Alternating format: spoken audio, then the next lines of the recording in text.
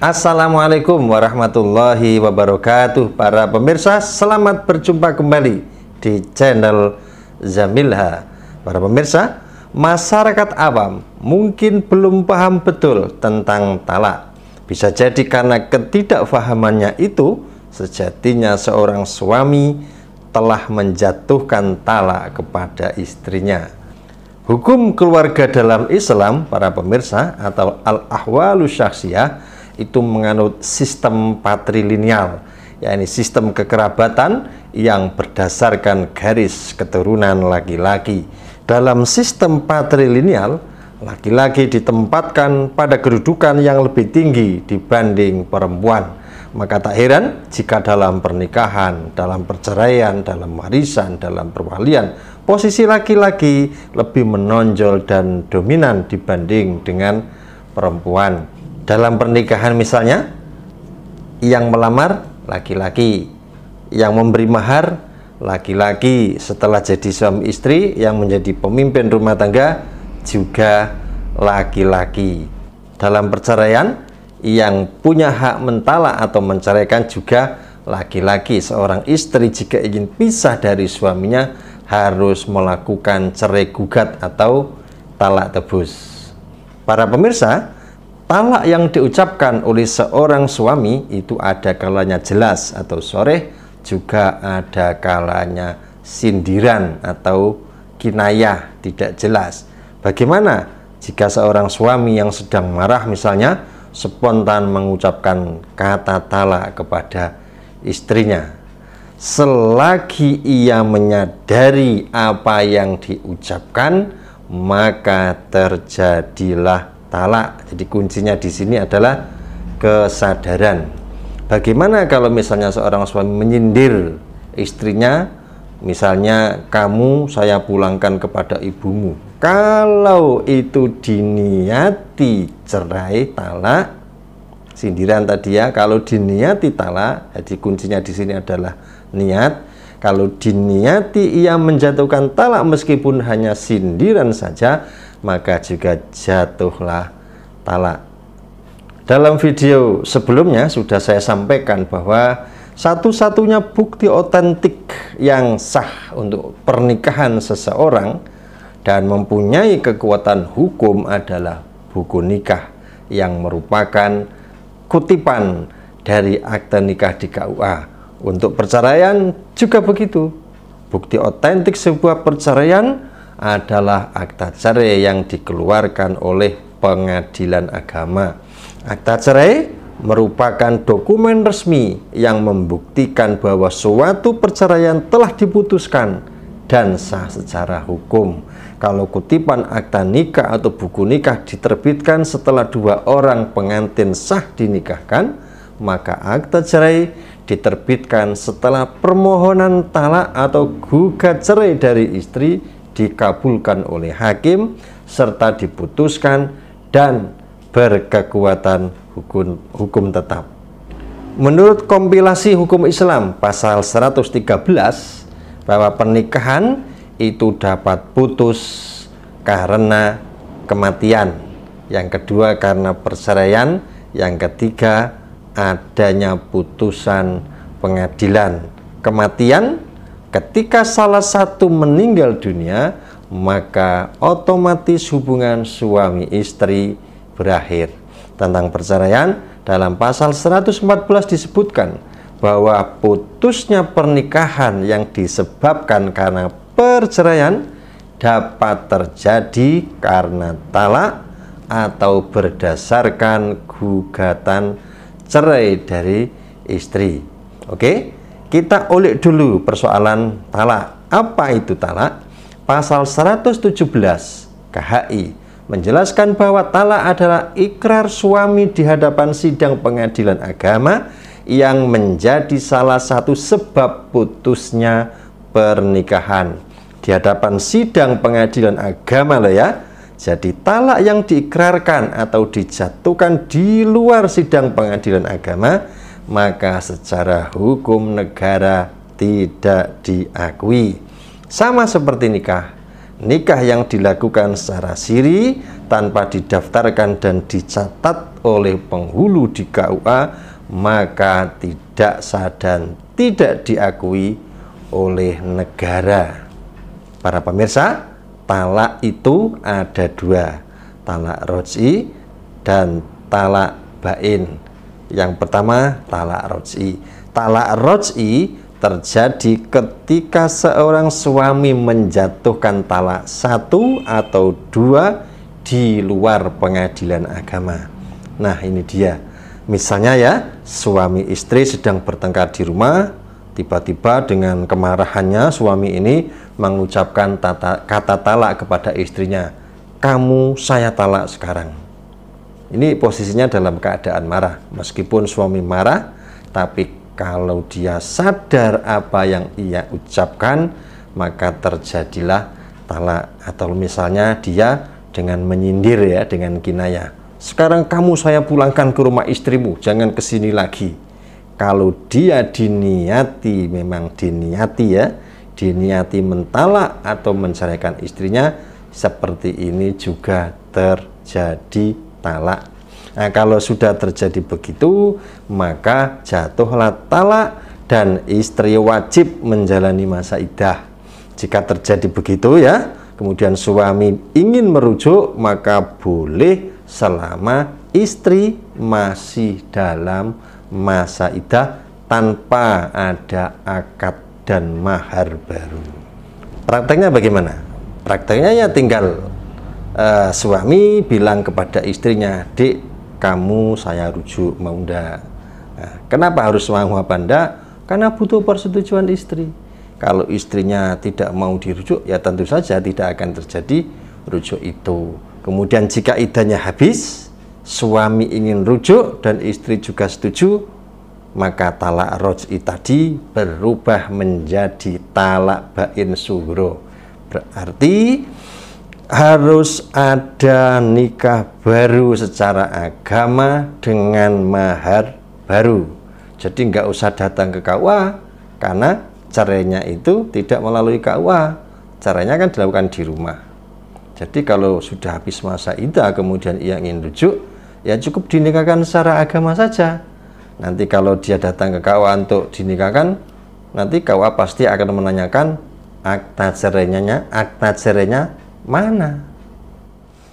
Sesuai dengan pasal 115 kompilasi hukum Islam, bahwa perceraian itu hanya dapat dilakukan di depan sidang pengadilan agama setelah pengadilan agama berusaha mendamaikan kedua belah pihak dan tidak berhasil. Jadi perceraian yang dijatuhkan di luar pengadilan agama, sekali lagi ya, tidak diakui dan tidak sah secara hukum negara. Adakah pernah terjadi putusan pengadilan agama yang talaknya itu talak roj'i? Pernah ada, bahkan ada banyak sih. Misalnya ya, saya sudah browsing putusan pengadilan agama Kendal nomor 2543 /PDT-G/2014/PA Kendal tanggal 30 April 2015. Isi keputusannya memberi izin kepada pemohon untuk menjatuhkan talak satu roj'i terhadap termohon di depan sidang pengadilan agama Kendal. Nah, kalau seperti ini kok pingin rujuk, maka harus datang ke KUA untuk dilaksanakan rujuk. Dan di SIMKAH para pemirsa atau Sistem Informasi Manajemen Nikah, yakni sebuah aplikasi yang berbasis web milik Kementerian Agama RI untuk mengelola data dan proses pencatatan nikah di KUA secara online, sudah terdapat menu daftar rujuk. Jadi hasil keputusan pengadilan agama perceraian ya, tadi yang talak roj'i, maka bisa rujuk di KUA dengan membawa keputusan dari pengadilan agama tadi. Jadi sudah jelas ya para pemirsa.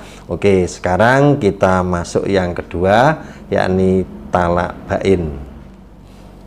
Talak bain para pemirsa dibagi menjadi dua, talak bain sugro dan talak bain kubro.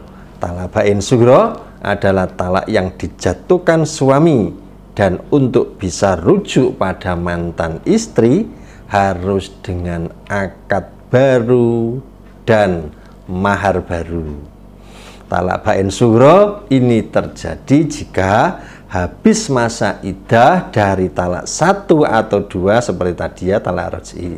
Kemudian talak yang dijatuhkan oleh pengadilan agama dan produk dari pengadilan agama itu berbunyi talak bain sugro. Sekali lagi, untuk bisa rujuk pada mantan istrinya harus dengan akad baru dan mahar baru dengan cara mendaftar nikah lagi di KUA dengan mantan istrinya tadi yang sudah ditalak bain sugro. Kemudian yang kedua, talak bain kubro, yakni talak 3 suami dijatuhkan pada istri. Talak ini bersifat final, artinya suami tidak bisa langsung merujuk atau nikah lagi dengan mantan istrinya meskipun mantan istri yang ditalak bain kubro itu masih dalam masa iddah. Lalu bagaimana caranya? Caranya harus ada muhalil. Jadi jika suami ingin kembali menikahi mantan istrinya yang sudah ditalak 3, disyaratkan si istri menikah lagi atau dinikahi oleh laki-laki lain sebagai muhalil. Pengadilan agama yang berwenang untuk memutuskan perkara cerai, putusannya juga bisa berupa talak bain kubro jika memang talak yang dijatuhkan suami sudah 3 kali. Menurut Abu Syuja, salah satu ulama madhab Syafi'i, bahwa talak bain kubro tidak bisa dirujuk maupun dinikahi kembali secara langsung kecuali sudah terpenuhi beberapa syarat. Yang pertama, istri sudah pernah dinikahi oleh laki-laki lain atau muhalil secara sah nikahnya. Kemudian yang kedua, muhalil tidak hanya menikahi tetapi juga menggauli sebagai suami istri. Yang ketiga, istri sudah berstatus talak bain dari muhalil. Yang keempat, masa iddah dari muhalil tadi sudah habis, baru istri ini bisa dinikahi oleh suami yang pertama tadi. Oke para pemirsa, kita lanjutkan pada persoalan gugatan cerai istri pada suaminya ke pengadilan agama. Dalam pasal 132 ayat 1 kompilasi hukum Islam diatur bahwa gugatan perceraian diajukan oleh istri atau kuasanya pada pengadilan agama yang daerah hukumnya mewilayahi tempat tinggal penggugat, kecuali istri meninggalkan tempat kediaman bersama tanpa izin suami. Kemudian dalam pasal 148 dijelaskan seorang istri yang mengajukan gugatan perceraian dengan jalan khulu' menyampaikan permohonannya kepada pengadilan agama yang mewilayahi tempat tinggalnya disertai alasan atau alasan-alasannya. Pengadilan agama ayat 2 selambat-lambatnya 1 bulan memanggil istri dan suaminya untuk didengar keterangannya masing-masing. Ayat 3, dalam persidangan tersebut pengadilan agama memberikan penjelasan tentang akibat khulu' dan memberikan nasihatnya. Setelah kedua belah pihak sepakat tentang besarnya tebusan, maka pengadilan agama memberikan penetapan tentang izin bagi suami untuk mengikrarkan talaknya di depan pengadilan agama, di depan sidang pengadilan agama. Terhadap putusan itu dapat dilakukan upaya banding dan kasasi. Ini ayat 4. Kemudian ayat 5, penyelesaian selanjutnya ditempuh sebagaimana yang diatur dalam pasal 131 ayat 5, yakni tentang sidang ikrar talak. Kemudian di ayat yang 6, dalam hal tidak tercapai kesepakatan tentang besarnya tebusan, pengadilan agama memeriksa dan memutuskan sebagai perkara biasa. Begitu. Dari ketentuan beberapa ayat dalam pasal 148 ini, para pemirsa, dapat ditarik kesimpulan bahwa khuluk itu pemberian tebusan dari istri kepada suami agar suami menjatuhkan talak, dan jika tidak disepakati nominal tebusan, maka kasusnya menjadi gugat cerai biasa, gugat cerai dari istri kepada suami. Sekarang kita lanjut mengenai putusnya hubungan pernikahan karena putusan pengadilan dengan pembatalan nikah. Jadi apabila terdapat cacat formil atau material saat pernikahan dilangsungkan, maka pengadilan agama dapat membatalkan pernikahan tersebut.